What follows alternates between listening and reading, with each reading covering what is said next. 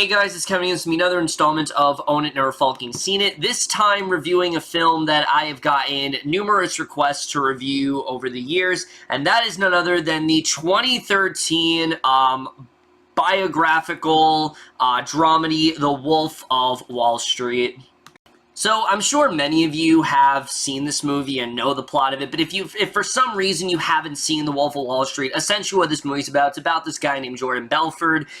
He was this young 20-something who was very hungry for money and power, and when he started working at this as a stockbroker in Wall Street, he started to realize the attitude and the mindless sort of spirit of it all. So he, along with a couple others, started his own company, and basically the rest of the film is us seeing the rise and eventual fall of him, what this really did to him, how it changed him as a person, and the detrimental effect it really did have on him and basically everyone else in his circle, and that's really all I'm going to say.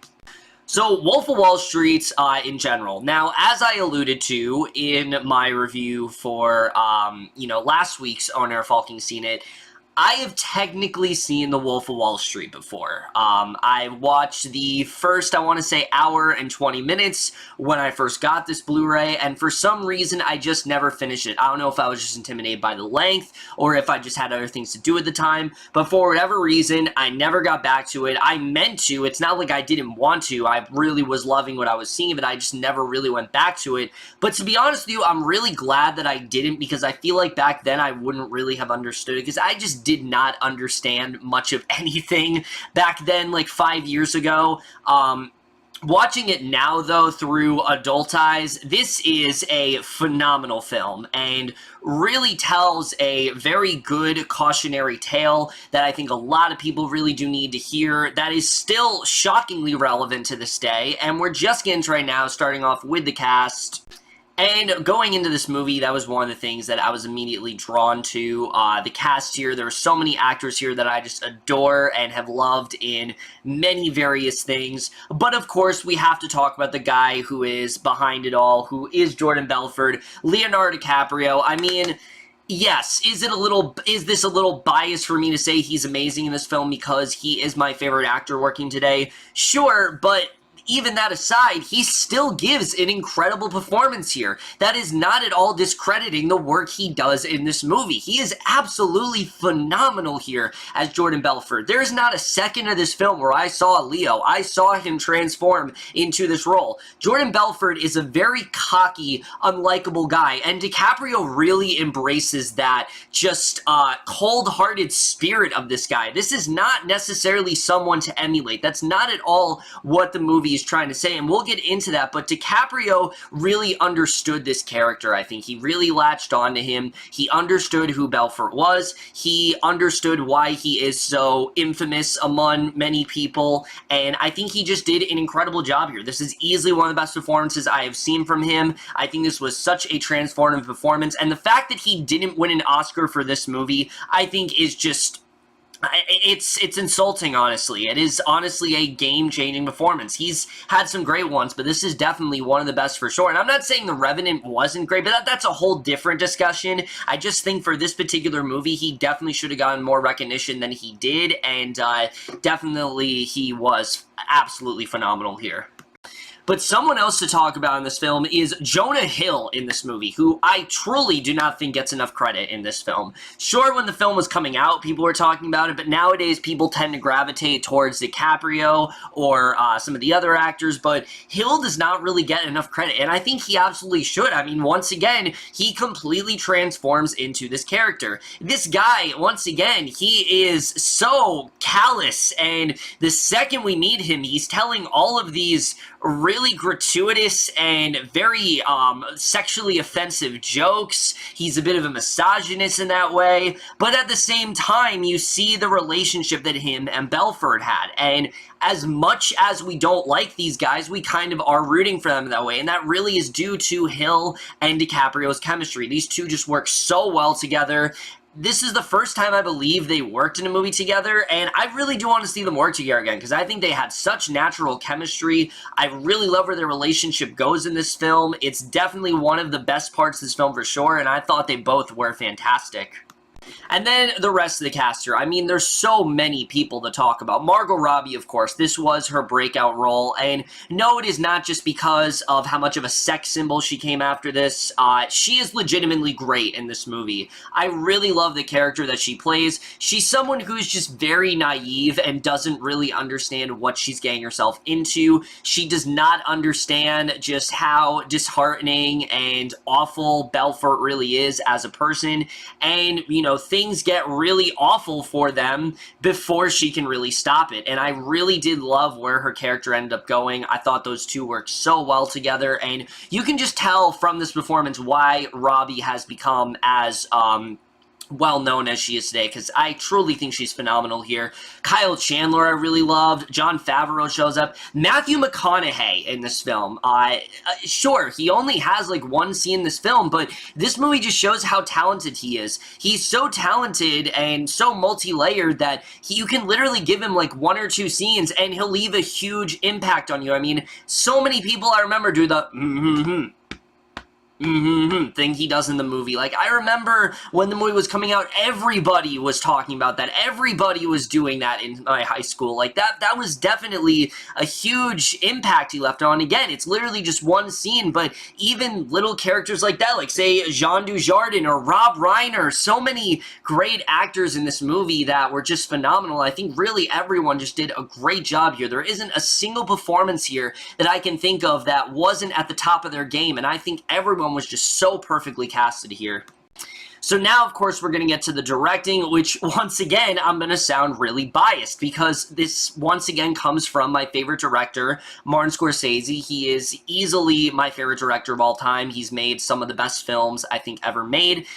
And a lot of people probably ask, well, Kevin, why do you love Scorsese so much? Sure, you know, you could say the dry wit that he has, but what I really love about Scorsese is that he doesn't try to sensationalize, nor does he try to darken anything. He plays all of his biopics exactly as they happen. He shows the good and the bad of everything, and I think his directing is really spot on here, because the comedy, while it's there, it is not at all trying to glorify what they're doing. It is showing the attitude that these characters really did have. The careless attitude that everything's just going to work out for them, and that they are unstoppable, and that, you know, despite all the terrible things that they're doing, everything's just going to work out for them in the end, and that nothing, you know, they're just untouchable in that regard. And I think that tone just works so well for this movie, because sure, this movie can be a lot of fun, and you can get really wrapped up in it, but I feel like that's intentional. Scorsese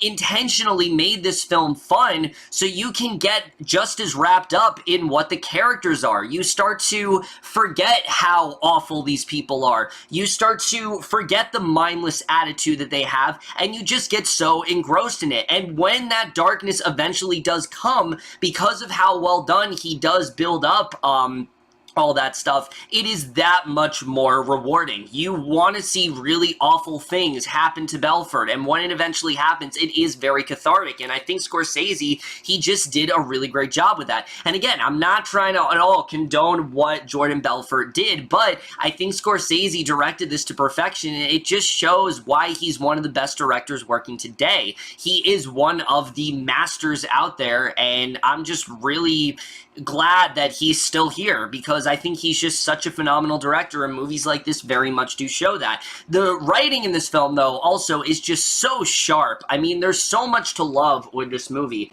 I mean, just the main narrative in general. It's basically, when you think about it, just some kid wanting to get rich. And that is something we all can relate to. You know, even if we're not someone who wants to be a stockbroker, I'm sure once in a while and once in our life, everyone has always thought of wanting to be rich and wanting to have it all.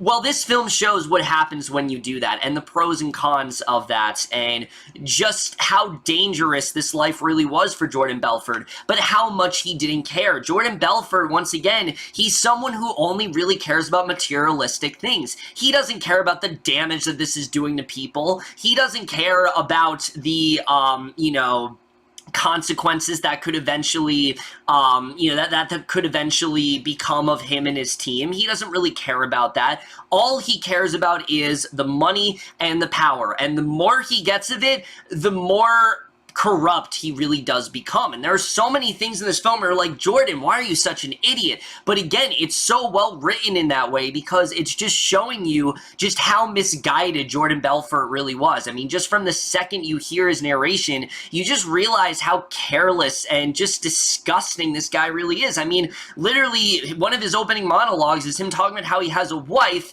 and then proceeding to talk about how he bangs like 3 or 4 other girls every other week. And you just see how awful this guy really is. And sure, nowadays, especially with the current, climate we're in with this kind of situation, you can talk about a lot of real-life parallels to other various male figures that have done stuff like this. But really, I think what the movie's trying to do is it's just trying to show what happens when you are absorbed of all that power and how much it does consume you. Because that's really what happens to Belfort.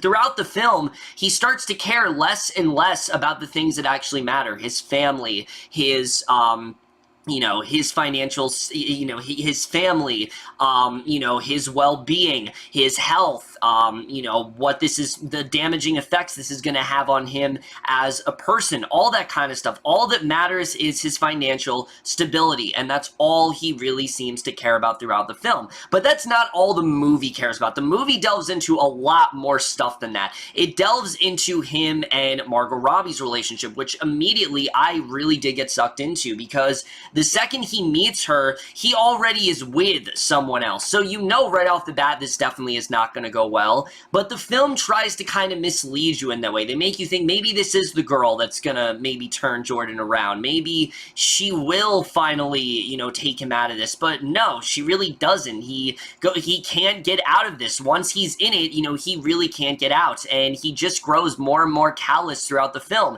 And you really are feeling terrible for these characters. And I think they did a really great job with that. Again, this is not someone that they're trying to make you emulate. What they're doing is they're putting you into his perspective. You're seeing the world through his eyes, and they do such an incredible job with that. And I don't know why people can't really understand that. I've heard so many people say, oh, this movie is so mean-spirited and misguided, and it's like, yeah, no shit, that's the point. They're trying to make you view Jordan's, perspective, and I think they do an incredible job with that here.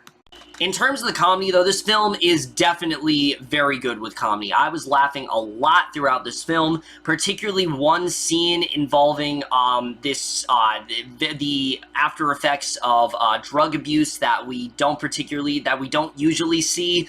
It was absolutely hysterical. It's probably one of the funniest things I've seen in a very long time. There are many scenes like that that had me absolutely in stitches throughout the film.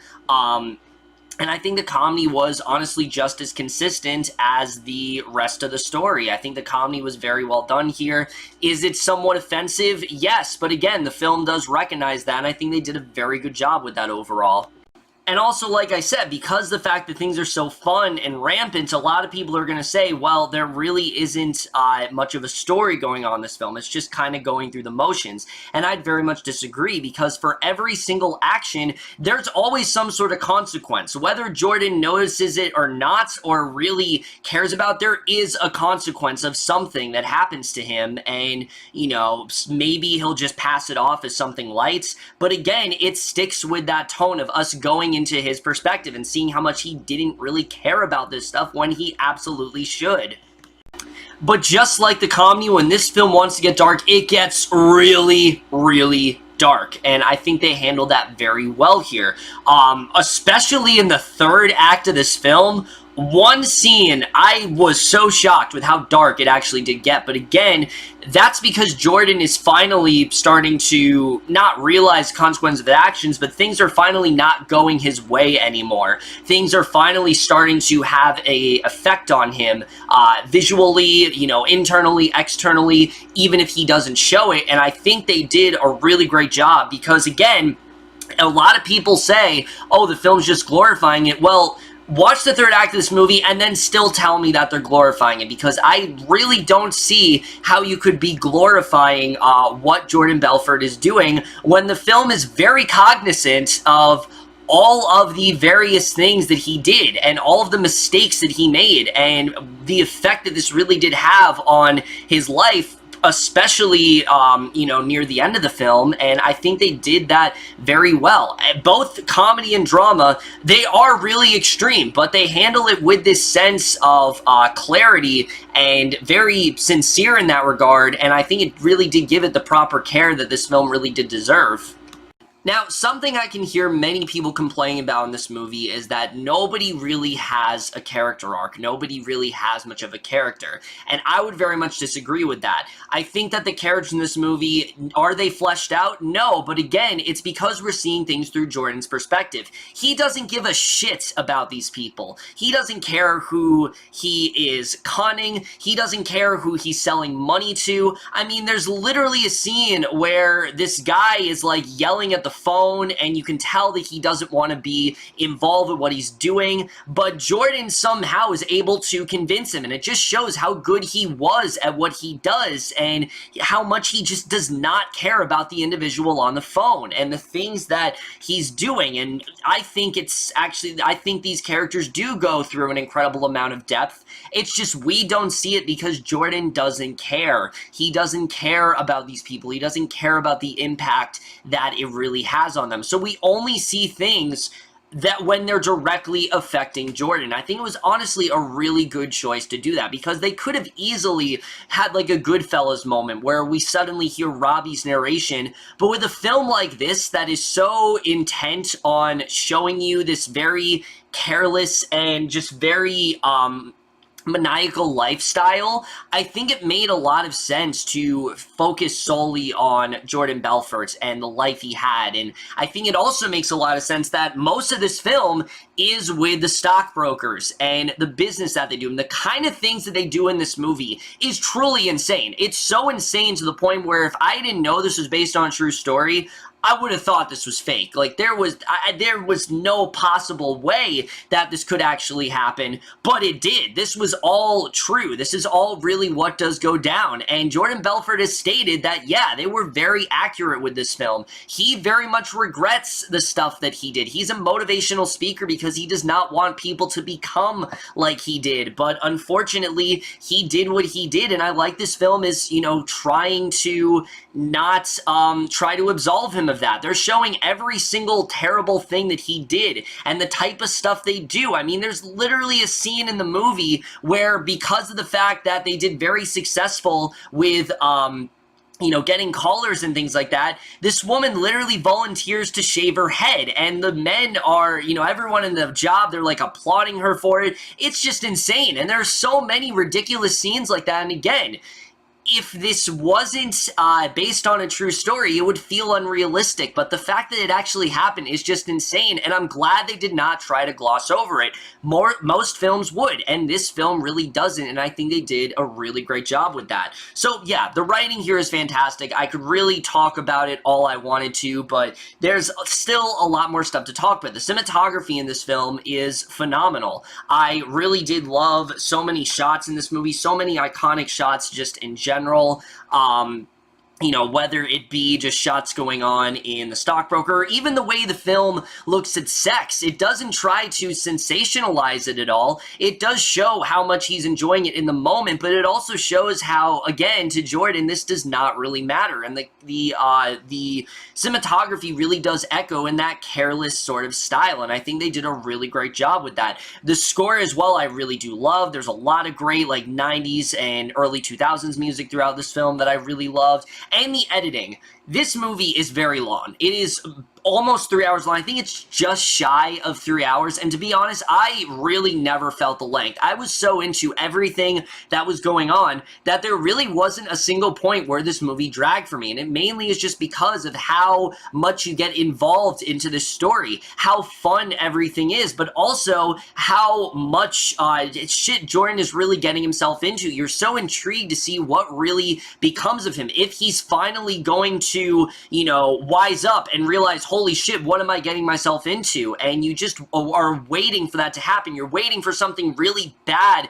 to happen to Jordan, and I really did love the editing overall. It's so loose. I thought the narration was really great here. DiCaprio, of course, does a phenomenal job narrating the film, and just the way things were done. There's a lot of quick cuts and things like that. It is pure Scorsese editing, and I love every second of it. I love the quick cuts. I love the split screen. I love, you know, him monologuing and us just seeing things. I mean, I just really love the editing here. It reminds me why I really do love Scorsese as a director overall. Guys, The Wolf of Wall Street is phenomenal. I mean, there really isn't much else I can say about it. It is a fantastic film. It's everything that I really want in a biopic of this nature. It reminds me why I love DiCaprio. It reminds me why I admire Scorsese so much. It just is everything I think you could want in this kind of film. It's not at all trying to glorify what Jordan Belfort is doing. It is fun and in the moment, and there are a lot of moments that are really funny, but it's also not trying to sugarcoat anything. It's also not trying to darken anything either. It's showing you the truth of what happened. It's very unapologetic in that regard, and I think they did a very good job with that in this film. It's just everything you really could want in a really great biopic. It's definitely become one of my favorite films of 2013 for sure. If I were to watch this movie and I did that 2013 list, this probably would have been my favorite because there's just so much I really do admire about this film overall. I really can't find any flaw in it, honestly. There's so much I loved about it, and I really can't find anything that this film didn't do that didn't impress me. I really did love everything going on in this film, and because of that, guys, I am going to give The Wolf of Wall Street overall an A+.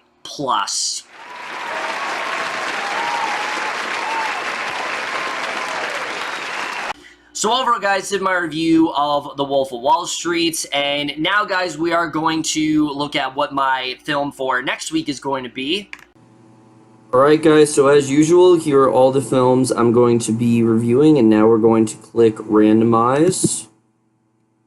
And it looks like the next film we're reviewing is The Age of Innocence, another Martin Scorsese film. I recently got this one Criterion, very excited to watch the one, so stay tuned for my review of that sometime next week. Alright, so Scorsese 2 weeks in a row. This next one, I'm not going to lie, I don't really know anything about. Literally, the only reason I got this Criterion is because I saw the words Martin Scorsese and Daniel Day-Lewis. That's literally it. I know nothing else about this movie. It's one of his more smaller ones. I'm sure many people have seen it, but I really don't know anything about it. But definitely look forward to that review in the next few days, because definitely I will be checking that out very soon. But either way, guys, for this video, hope you guys enjoyed it. Let me know what you guys saw of this one overall, left your thoughts, and we'll see you guys in my next video, and we'll see you guys for that. Okay, bye.